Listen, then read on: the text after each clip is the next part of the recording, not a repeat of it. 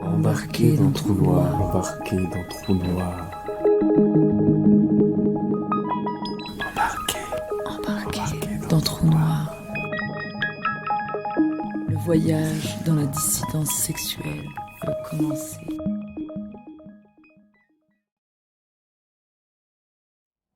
Peut-on parler de transidentité à l'époque médiévale? Publié le 28 octobre 2020.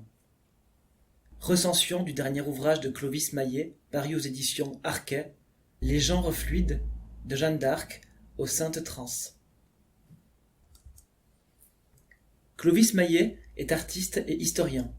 En duo avec Louise Hervé depuis une quinzaine d'années, il pratique la performance narrative sur des sujets d'histoire et d'histoire de l'art. Il publie sa thèse en 2014, La parenté hagiographique, XIIIe-XVe siècle, d'après Jacques de Voragine et les manuscrits enluminés de la légende dorée. Enseignant à la fois l'histoire et la théorie des arts et l'histoire médiévale, Clovis Maillet donne, en 2018, une conférence sur la fluidité de genre au Moyen-Âge. Sa publication, Les genres fluides de Jeanne d'Arc aux Saintes Trans, en est le prolongement.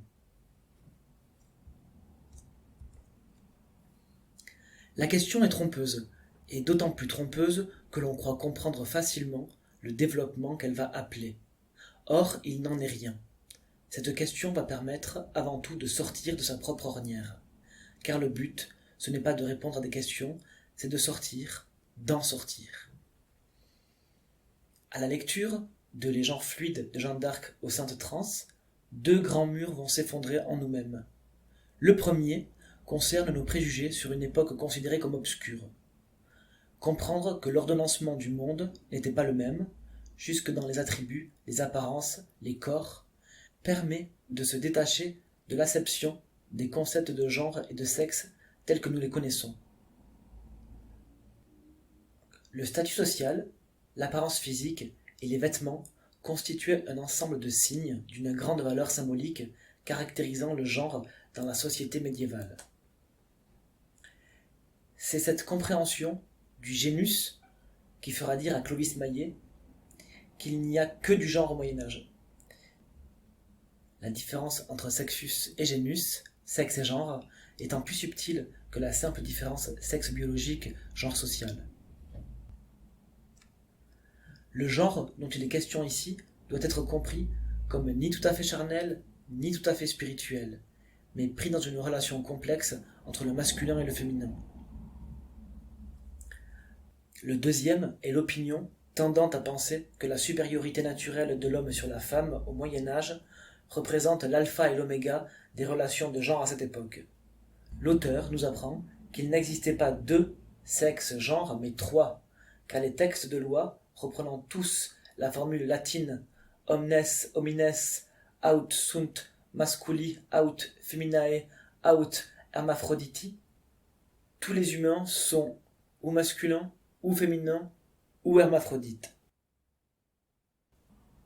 Dans le monde byzantin, il y existait aussi de manière tout à fait officielle un troisième sexe, genre, celui des eunuques, qui, comme les anges, n'était pas réductible à une binarité sexuée.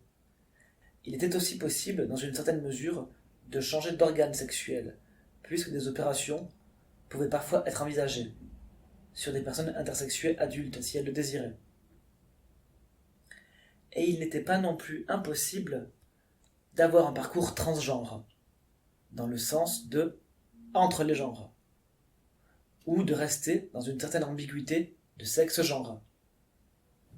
À travers quelques exemples, Clovis Maillet décrit la singularité des pratiques transgenres mises en œuvre, parfois de manière continue, jusqu'à la mort, parfois intermittente ou transitoire. Cette porosité du masculin avec le féminin se faisait de manière privilégiée du féminin vers le masculin.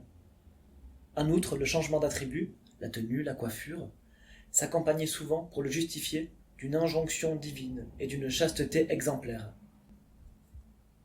Du 1er siècle dans lequel Thècle prit l'habit et la coiffure des hommes pour aller prêcher aux côtés de Paul de Tarse, jusqu'à Jeanne d'Arc, qui ne quittait pas même son habit masculin pour communier, en passant par le moine Marin, qui à sa mort fut renommé Marine, et dont le corps révélait des attributs féminins, nous comprenons que la porosité entre les genres a permis des pratiques transgenres, qui, bien que codifiées, permirent des changements de destin. Née dans le premier christianisme, cette fluidité des genres va s'estomper jusqu'à disparaître au XVe siècle. La question, nous en sommes sortis. Ce n'est plus le regard de l'historien qui la pose. Le devenir, souterrain, a tissé patiemment ses fils, et nous voyons maintenant les liens se construire. C'est une nouvelle compréhension des mots, du monde qui est en jeu. Lire le passé avec un regard nouveau permet de construire une ascendance qui nous rend plus libres. D'où la recherche d'une réappropriation de Jeanne d'Arc par les militantes et militants queer. Le premier chapitre du livre relate une performance queer autour de la statue de Jeanne d'Arc à Lille en 2010 par l'association Urban Porn. D'où également le lien avec la vision très politique de Paul B. Preciado, dans Je suis un monstre qui vous parle. Ce n'est pas la transsexualité qui est effrayante et dangereuse, mais le régime de la différence sexuelle. Enfin, le processus de transition dont je parle ici n'est en aucune façon irréversible. Au contraire, il ne faudrait que quelques mois, sans administration de testostérone et la décision consciente de me réidentifier en tant que femme pour pouvoir passer de nouveau pour un corps féminin habitant l'espace social. L'unidirectionnalité supposée de ce voyage est l'un des mensonges normatifs de l'histoire psychiatrique et psychanalytique, une des conséquences erronées de la pensée binaire. Ce n'est pas que le passé est ressuscité, mais l'histoire mineure qui avance lentement, en silence, l'histoire des opprimés, des vaincus, des fragments, se comprend uniquement au présent, pour en sortir.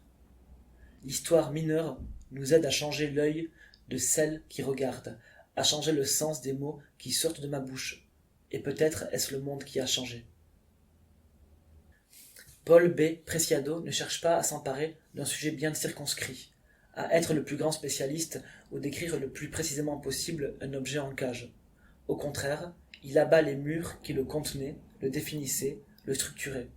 L'objet cesse d'être un objet et prend son envol.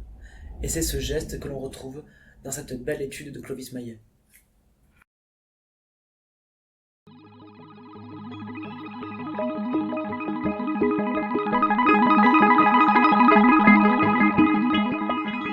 Retrouvez l'intégralité de nos articles et podcasts sur trou-noir.org ou sur Facebook et Instagram. Pour nous contacter, trounoir@riseup.net.